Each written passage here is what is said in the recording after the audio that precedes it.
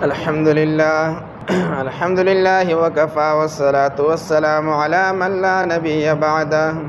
أما بعد فأعوذ بالله من الشيطان الرجيم بسم الله الرحمن الرحيم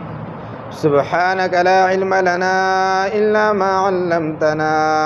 إنك أنت العليم الحكيم رب اشرح لي صدري ويسر لي أمري واحلل عقدة من لساني يفقه قولي بسم الله شروع کوم پنوم د الله الرحمن چې ډېر مهربان دی او الرحیم زیات رحم کوونکی دی الف لام را الله عالم دی په معنا د دې حروف باندې تلک دا آیات الكتاب المبین آیاتنا دی د کتاب ښکارا واضحه انا انزلناه بشک نازل کړه دې مونږه قرانا عربيا قران په عربی ژبه کې لعلکم د پاره دې چې تاسو تعقلون په شی د عقل نه کار واخلئ نحن نقص عليك مونږ بیان او پتا باندې اے حبیب احسن القصص ډیر خیسته د قصونا یا ډیر خیسته بیان بما اوحینا الیک د هغه وجنا چې وحی کړی د مونږ ته هاذا القرآن د دې قرآن وان كنت ويت من قبله مخکر دینا لمن الغافلین خامخادنا خبرنا اذ قال یوسف کم وخت چې وی یوسف علیه السلام لابیه پلار خپلتا یا ابتی اے بابا جان زما انی رأیت 11 کوكبا بیشک ما اولیدل یولستوری والشمس والنور والقمر اسبوغمی رأیتهم ولد الماردی لرالی ساجدین ما تا صدقون کی قال او یعقوب علیہ السلام یا بنی ازوی زما لا تقصص مبیان ورؤیاک خوب خپل علی اخوتکا پرونو خپل باندی فیکیدو لک قیدا نو جوړ بکی اغو استاد پارا سمکر و فریب ان الشیطان بشک شیطان للانسان د پارا د انسان عدو مبین دشمن ښکار دی وكذلك هم دغشان يجتبيك وربك تعالى ربك ربستا ويعلمك وبخايتا من تأويل الأحاديث اغا انجام او تعبیر د خبرو یا د خوبونو ويتم پربك الله نعمته نعمت فل عليك پتا باندې وعلى آل يعقوب او پال د يعقوب عليه السلام باندې کما اتمها لکه څنګه چې پورا کړی دی دغه نعمت علی ابویکا په نیکونو ستا باندې من قبل مخکستانه ابراهیم چې ابراهیم علیه السلام و اسحاق و اسحاق علیه السلام ان ربک بشک رب ستا علیم پوهه دی حکیم حکمت والا دی سورت یوسف مکی سورت ته سیوا د څلورو آیاتونو نه چې دغه څلور آیاتونه مفسرین فرمایي دا مدني سورت آیاتونه دي په مدینه منوره کې نازل شوي دي دا نازل شوی دی وروسته د سورت هود نه او په ترتیب کې هم دا په سورت هود پسې په هغې پسې ورپسې دی په دې کې ټول یو سل 11 آیاتونه او 12 رکوګانې دي او د مخکې سورت هود سره مناسبت او ربط په دې باندې دی چې په سورت هود کې الله رب العزت د خپل انبیا او پیغمبرانو یعنی د توحید د داعیانو سره د پردو خلکو د دشمنی د هغې ذکر وکړو چې پردو خلکو هغوی ته تکلیف او مصیبتونه رسول نو په سورت هود یوسف کې د الله د نبی او د پیغمبر سره د خپل خلکو چې هغه د هغه خپل وروڼه او د هغوی د تکلیف او د مصیبت د هغې ذکر دی یا سورت هود کہ اللہ رب العزت د یعقوب علیہ السلام او د اسحاق علیہ السلام اجمالاً ذکر کړو نو سورۃ یوسف کې د هغې تفصیلی ذکر چې هغه الله رب العزت چې هغه کړی بیا سورۃ یوسف دې کو هم هغه مخکینی مضامین چې هغه بیانېږي او په دې کې خاص طور باندې پیغمبر علیہ السلام لا تسلی ده چې ګوره که په تا باندې ستا دا قوم تا د تکلیف او مصیبت در رسوي نو په دې باندې به ته صبر کې څنګه چې صبر یعقوب علیه السلام او یوسف علیه السلام کړو د هغه څنګه چې د یوسف علیه السلام سره د هغه رونو هغه ته تکلیف رسولیو نو ستا دا قوم چې دا هم ستا نسبیرونه دي دی به تا ته تکلیف در رسوي ستا په خلاف باندې به مختلف مکرونه او تدبیرونه چې هغه اختیاروي خو چې څنګه یوسف علیه السلام له الله نجات او خلاصي ورکړو دغه شان دي به تعالی هم الله نجات او خلاصي درکړي او څنګه چې یوسف علیه السلام په آخر کې الله رب العزت د هغه رونه د هغه په مخ کې پیمانه چې هغه ودرول ستا دا قوم به هم تا یو واري یو ورځ چې هغه پیمانه ودرېږي او څنګه چې یوسف علیه السلام خپل رونه هغه معاف کړو دغه شان دی به ته هم د خپل قوم چې دا ستا نسبینونه دي هغه معاف کړي او بیا دې صورت ته سورت یوسف د دې وجې نه وایي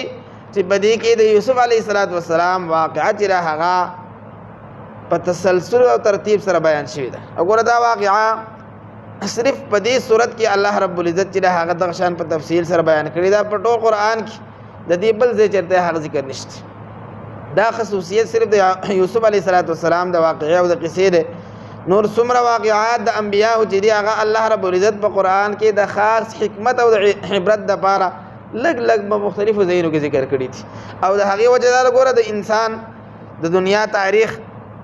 او د هغې کومه تجربې چې دا د انسان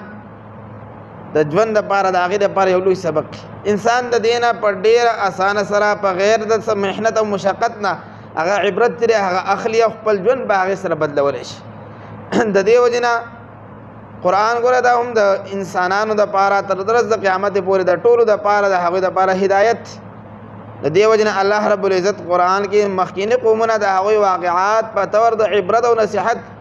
لږ لږ مختلفو ځایونو کې چې کوم ځای کې هغې عبرت او نصیحت د هغه ځای ذکر کړي دي او بیا د مخکیني کتابونو د تاریخ د کتابونو په شانتي مستقل یو قصه چې هغه هم نه ذکر کړي چې څوک ګوري او هغه دا ګڼي چې د تاریخ یو کتاب دی بلکې هر ځای کې چې د چا واقعه بیان شوي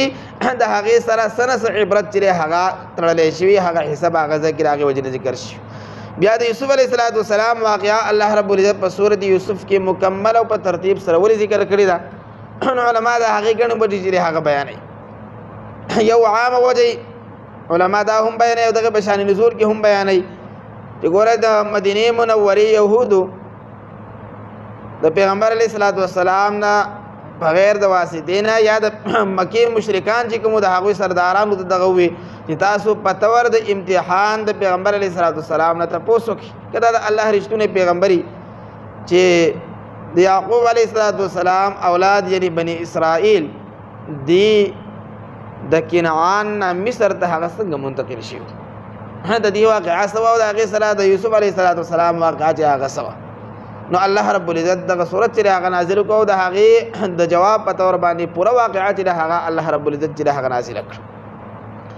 او ګوره په دې کې د پیغمبر علیه السلام یو لویه معجزه وه چې دا د الله پیغمبر دی ځکه چې پیغمبر علیه السلام لیکل او لوستل نه کړي او نه یې کولی شو او بیا هم کومه واقعات د هغوی په کتابونو کې ذکر وه تورات او انجیل کې پیغمبر علیه السلام پوره په پوره هغه ذکر کړی بلکې د هغې نه علاوه سیوایي څیزونه چې هغه ورته هم ذکر کړي بعضې روایاتو کې راځي چې صحابو د الله رسول صلی الله علیه وسلم د عرض وکړې د الله رسول موږ ته څه واقعات چې هغه بیان کړه نو الله رب العزت دغه سورت یوسف کې د یوسف علیه السلام واقعات چې هغه پوره په پوره باندې ذکر کړه فرمایي بسم الله الرحمن الرحیم الف لام را الله عالم دی په معنا او په مراد د دې حروف باندې د دې دغه مخکې مونږ کړی دا حروف مقطعات دي او دا د الله او د الله د رسول صلی الله علیه وسلم په منځ کې یو راز دی نو څوک د دې نه خبر نه دي بعضې مفسرین تفسیر کوي وایي الف لام میم را الف لام میم معنا انا الله الف لام را انا الله اسمع ما یقول هذا اليهود زه الله یم او څه دا یهود چې څه وایي دا زموږ اورو یا زه الله یم او د یوسف علیه السلام رونو چې د یوسف علیه السلام سره څه کړي وو زه په هغې باندې خبردار یم تلک دغه یعنی دا صورت د کوم کې چې واقعه د یوسف علیه السلام ذکر ده آیات الکتاب المبین آیاتونه د کتاب ښکاره دي داسې کتاب چې هغې کې حلال او حرام چې دي هغه ښکاره بیان شوي دي حق او باطل الله ښکاره کړی دی د هغې حدود او احکامات هغه پوره په پوره ښکاره او واضحه دي انا انزلناه بشک من نازل کړی دا قرآن قرآنا عربیا په قرآن په عربی ژبه کې چې هغه د ټولو جبو نه فصیح او بلیغ جبه ده، د ټولو جبو د هغې باچا جبه ده. د څه لپاره؟ لعلکم دپاره دی چې تاسو تعقلون، تاسو پوه شئ او د عقل نه کار واخلئ. ځکه د دې قصې تپوس کوونکي هغه د عربو یهودو په عربۍ باندې پوهېدل، نو هلته مې فرمایي چې دغه قرآن هم په عربۍ ژبه کې نازل کړو. دغه سورت یوسف په عربۍ ژبه کې الله نازل کړو دپاره دی چې تاسو د پیغمبر علیه صلات وسلام صداقت هغه راته معلوم شي او په پیغمبر علیه صلات وسلام باندې هغه ایمان چې دی هغه راوړي. نحن نقص علیک، مونږ بیانو په تا باندې حبیبه احسن القصص، خیسته بیان، په خیسته بیان سره یا خیسته د قصو د واقعاتونه، هغه خیسته واقعه او خیسته واقعه وایي ته د دې وجې نه وایي چې په دې کې ډېر عبرتونه، ډېر نصیحتونه او ډېر حکمتونه چې هغه پراته دي، چې د باچاهانو طور طریقه څنګه وي، د غلامانو طور طریقه او زندګي څنګه وي، د دروغو جړه څنګه وي، د رښتیاو جړه څنګه وي، د حسد کوونکو طریقه او کار چې هغه څنګه وي، څنګه مکر و فریب چې هغه کوي، دغه رنګې د ښځو مکر و فریب چې هغه څنګه وي، دغه رنګې نور ډېر بې شمېره عجایب او نصیحات چې هغه په دې کې موجود دي. دغه رنګې دا پکې هم ښایي چې ګوره انبیا عالم الغیب نه، ځکه یوسف علیه السلام یعقوب علیه السلام ته د هغو دا پته نشته چې وروڼه چې هغه لګیا دي د هغه په خلاف باندې د قتل مشوره کوي. بیا په خوا کې په کوهي کې پروت دی، لیکن یعقوب علیه السلام ته خبر نه دی. بیا جیل د غلام چې جوړېږي او خرڅېږي یعقوب علیه السلام ته خبر نه دی. جیل ته ځي یعقوب علیه السلام ته نه خبرېږي. د باچاهۍ په تخت باندې الله کې نه، لیکن یعقوب علیه السلام ته نه خبرېږي. دغه رنګې دا هم ښایي چې ګوره امداد کوونکې او د هر تکلیف نه لرې کوونکې هغه صرف یو ذات د باري تعالی دی. انبیا اگر چې الله ته ډېر نږدې دي، لیکن بغیر د الله د حکم نه د چا امداد او نصرت نشي کولی. ځکه یعقوب علیه السلام د خپل بچي چې هغه هم د الله پیغمبر د هغه امداد او نصرت چې هغه نشي کولی. دغه رنګې نور ډېر عبرتونه او حکمتونه چې هغه پکې موجود دي. دې وجې نه ورته هغه ښایسته قصه له ټولو قصو نه د هغې نه وایي. بما اوحینا الیک، په سبب د هغې چې وحي کړي د مونږ ته د هذا القرآن، د دې قرآن، یعنې د دې قرآن د وحي په ذریعه مونږ ته دغه واقعات چې هغه بیانو. وان كنت او خامخا وې ته من قبله مخکې د دې نه د دې وحي د راتلو نه لمن الغافلین، ناخبره د دې واقعې نه، د دې واقعې علم تا ته نه و، بلکې دا د الله د طرف نه د وحي په ذریعه تا ته د علم شوی دی. اذ قال یوسف، هر کله چې یوسف علیه السلام لابیه پلار خپلتا، پلار هغه یعقوب علیه السلام، یا ابتی ای بابا جان زما، ای پلار زما، انی رأیت بشک اولد ما وینم ز 11 کوكبا یول استوری والشمس او نور لرا والقمر او سپوږمۍ لرا، رأیتهم وینم ز دوی لرا لی ساجدین مارته سجده کوونکي. او دغه خوب یوسف علیه السلام لیدلی، بعضې وایي د 12 کالو په عمر کې، څوک وایي د 10 کالو په عمر کې، او خوب یې دغه لیدلی چې 11 ستوري نور او سپوږمۍ دا ماته په سجده باندې پراته دي. دغه خوب یوسف علیه السلام خپل پلار یعقوب علیه السلام ته بیان کړو. یعقوب علیه السلام چونکې پیغمبر و، هغه د دې په تعبیر باندې په هغې باندې پوه شو. او تعبیر د دې عبدالله بن عباس ما فرمایي چې د 11 ستورو نه مراد هغه 11 ستورونه د یعقوب د یوسف علیه السلام، او د دې سره تشبیه په دې وجه باندې ده چې ګورې ستوري هغه هم په رڼا کې کمه رڼا چې هغه ورکړي. او د یوسف علیه السلام وروڼه وایي چې کله هغوی توبه وویستله، توبې ویستلو نو وروسته په هغې کې دغه نور او نورانیت چې دی هغه کموندي، لکه په نسبت د پیغمبرانو باندې هغه کم. او د نور نه مراد هغه یعقوب علیه السلام یعنې د یوسف علیه السلام پلارو. او په دې کې اشاره دې خبرې ته راته ده چې څنګه د انور رڼا هغه کامل او پوره وي، دغه رنګې د نبوت هغه نور او رڼا چې هغه په یعقوب علیه السلام کې پوره وه. او د قمر د سپوږمۍ نه مراد هغه مور بیبي د یوسف علیه السلام. او په دې کې اشاره دې خبرې طرف ته وه چې څنګه ګورې د سپوږمۍ رڼا د انور په نسبت باندې کمی، دغه رنګې د هغه د مور بیبي هغه ولایت او نور چې کم دی د یعقوب علیه السلام په نسبت باندې په هغې باندې کم.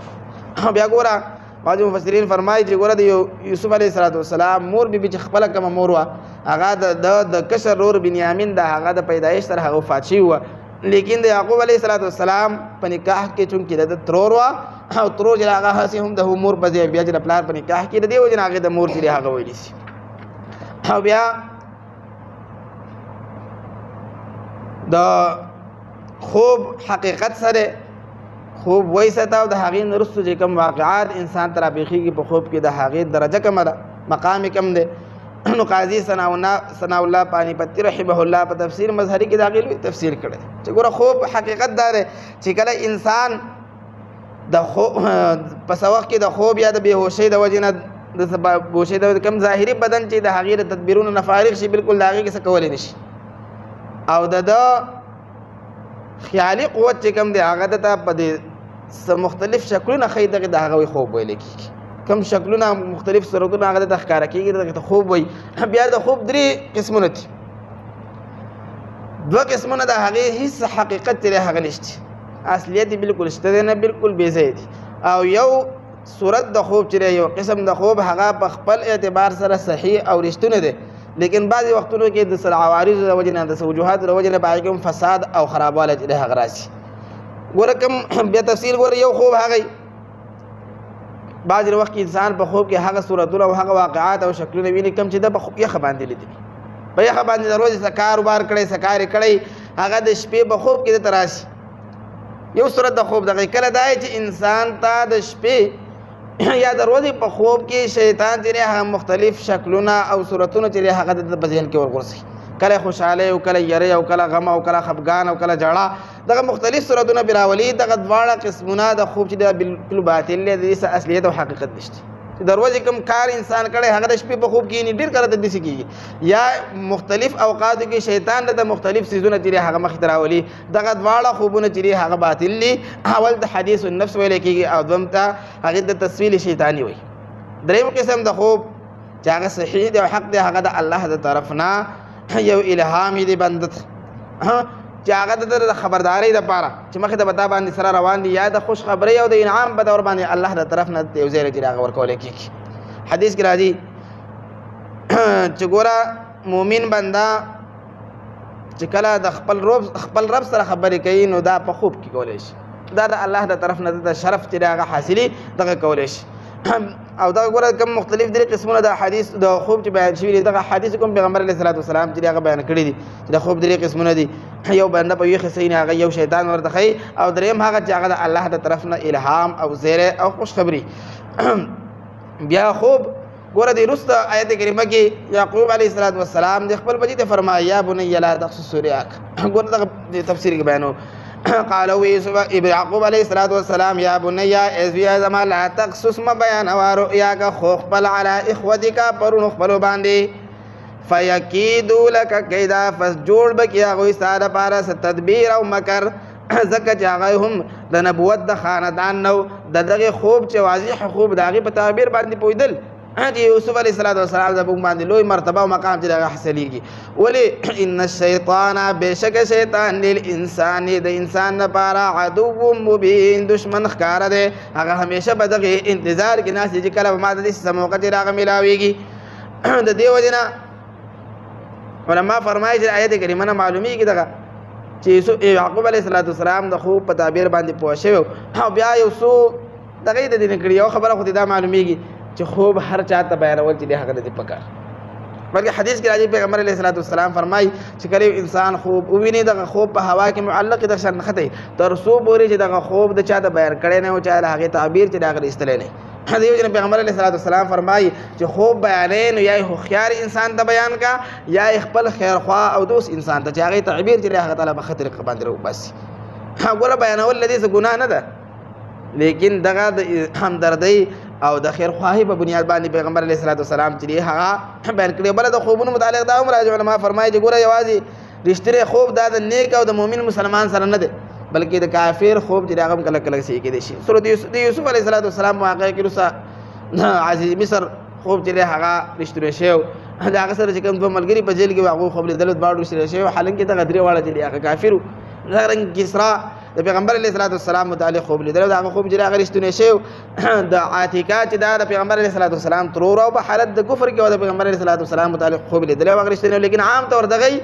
چې رښتونی خوبونه هغه اکثر نیک او الله ته نږدې خلک چې هغه ویني. دې وجې نه تفسیر مظهري کې فرمایي چې د عامو خلکو خوبونه د هغې څه اعتبار نشته، په هغې کې دواړه احتمالات کېدای شي، که دی ښه خوب هم ویني خو په هغې کې هم ګډوډوالی چې دی هغه کېدلی شي، په هغې باندې مختلف عوارض چې دی هغه مخې ته راتلی شي. بله وایي نه دغه معلومیږي ګوره یوسف علیه السلام یعقوب علیه السلام یوسف علیه السلام خبردار کړي چې خپل وروڼه د هغې نه ځان سات ویل دې نه دغه معلومیږي چې کله یو انسان ته د بل انسان نه د ضرر رسېدلو خطره وي چې در بس ضرر چې د هغه ورسي نو دغه مسلمان لا د خپل ورور مسلمان ته د خیرخواهي په بنیاد باندې دغه تکلیف او د ضرر نه د بچ کېدلو د هغې تلقین کول پکار چې دې ضرر نه او د نقصان نه د هغې نه ځان بچ کوه نه سبا مسلمان هغه په زور یې پکې واچي چې دی به څنګه پرې تکلیف او که بیا ورته وایي چې او دم دې چې که نه وی ورته کوې ورته جو خفه کېږي دله وایي دا زما دشمن دی د مسلمان په مسلمان باندې لازم دغه چې خپل ورور مسلمان د خیرخواهي په بنیاد باندې د تکلیف او د ضرر نه بچ کېدو به هغه تلقین کړي چې دا کار سره ضرورت او بله دا که یو انسان ته د بل انسان نه تکلیف او ضرر د هغې یری نو هغه په هغې باندې خبرول دا لازم دی او دا په غیبت او ګناه کې نه راځي یو سړی د بل سړي د قتل اراده یې کړې ده د غلا او د بېعزتۍ اراده یې کړې ده په تا باندې دا لازم دی چې دغه بل مسلمان د هغې نه خبر کړي چې دا پلانکې انسان چې د ستا خلاف دا مشوره کړې ده یا دغه سوچ او فکر